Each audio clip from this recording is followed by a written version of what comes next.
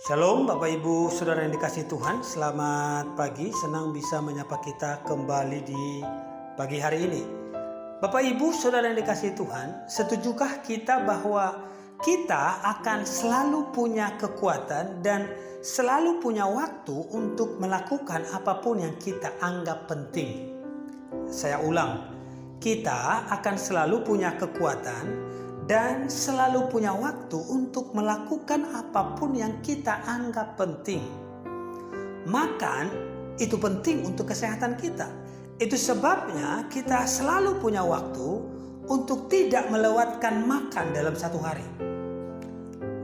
Nah, kalau saya bertanya kepada masing-masing kita, mengapa sampai hari ini kita belum serius dalam membaca Alkitab? Mengapa sampai hari ini kita belum serius dalam berdoa setiap hari? Mengapa kita belum serius dalam beribadah tiap-tiap minggu, baik di Zoom maupun di gereja? Jawaban kita mungkin akan bermacam-macam, tetapi umumnya adalah kita akan berkata bahwa saya sibuk, saya tidak sempat, saya tidak ada waktu, saya capek, saya sulit bangun pagi, dan sejumlah alasan-alasan lainnya. Betulkah bahwa sibuk dan capek adalah penyebab selama ini kita belum serius dalam berdoa? Kita belum serius dalam membaca Alkitab? Kita belum serius dalam mengikut Tuhan lewat kebaktian-kebaktian di aplikasi Zoom maupun ibadah minggu? Tadi saya katakan di awal Bapak Ibu, kita selalu punya kekuatan dan selalu punya waktu untuk melakukan apapun yang kita anggap penting.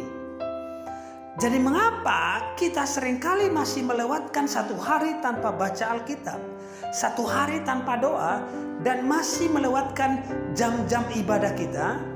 Jawabannya, karena semua itu di mata kita belum kita anggap penting. Masih ada hal lain yang kita anggap lebih penting. Karena kalau itu penting, kita pasti punya kekuatan dan kita pasti punya waktu untuk melakukannya. Dalam Filipi pasal 3 ayat 7-8 dikatakan begini Bapak Ibu. Tetapi apa yang dahulu merupakan keuntungan bagiku, sekarang kuanggap rugi karena Kristus. Malahan segala sesuatu kuanggap rugi karena pengenalan akan Kristus Yesus Tuhanku lebih mulia daripada semuanya. Oleh karena dialah aku telah melepaskan semuanya itu dan menganggapnya sampah supaya aku memperoleh Kristus. Apa pelajaran yang kita temukan dari ayat ini Bapak Ibu? Apa pelajarannya?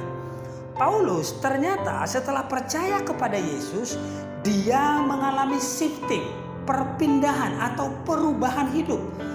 Apa yang penting di mata Paulus sebelum dia percaya Tuhan, itu menjadi tidak penting setelah dia percaya Tuhan. Saya ulang Bapak Ibu, apa yang penting di mata Paulus sebelum dia percaya Tuhan, itu menjadi tidak penting setelah dia percaya Tuhan. Bahkan dia berkata, itu aku anggap sampah. Nah, pertanyaan saya pagi ini Bapak Ibu Saudara kasih Tuhan, apa sih yang paling penting buat kita? Apa yang paling penting buat kita? Masalah banyak kita adalah kita sudah percaya kepada Tuhan, tapi apa yang penting buat kita sebelum dan sesudah percaya Tuhan seringkali belum berubah. Saya ulang, masalah banyak kita sudah percaya kepada Tuhan, tapi apa yang penting buat kita sebelum dan sesudah percaya Tuhan seringkali masih sama. Contohnya buat anak-anak muda atau para bapak-bapak sebelum percaya Tuhan, yang paling penting itu seringkali adalah hobi. Karena hobi, kita seringkali meninggalkan jam-jam ibadah kita. Kita seringkali meninggalkan waktu-waktu doa kita.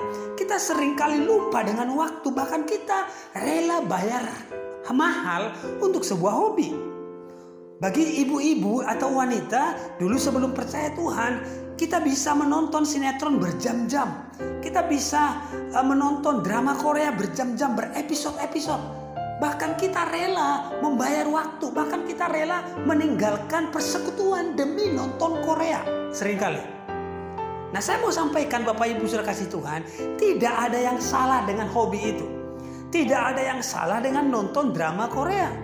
Tapi saya mau ngajak kita evaluasi atau koreksi lagi apa sih yang menjadi prioritas dalam hidup kita. Jangan sampai apa yang penting sebelum kita percaya Tuhan dan sesudah percaya Tuhan, jangan sampai kita belum mengalami perubahan. Dulu itu masih penting buat kita, tapi sekarang juga masih penting. Nah, apa yang penting di mata Tuhan harusnya itu menjadi penting di mata kita. Apa yang penting di mata Tuhan harusnya itu menjadi penting di mata kita. Nah, dalam Matius pasal 6 ayat 33 dikatakan begini Bapak Ibu. Tetapi carilah dahulu kerajaan Allah dan kebenarannya, maka semuanya itu akan ditambahkan kepadamu.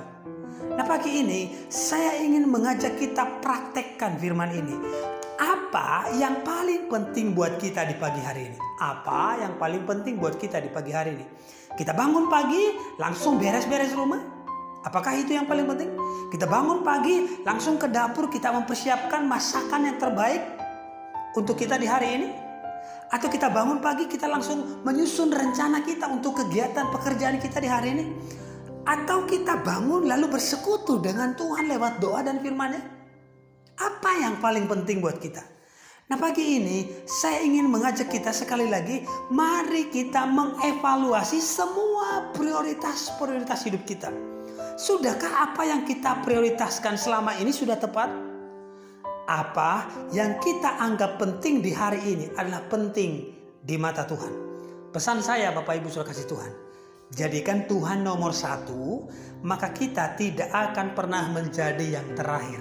Saya ulang, jadikan Tuhan nomor 1, maka kita tidak akan pernah menjadi yang terakhir. Amin Bapak Ibu Saudara kasih Tuhan.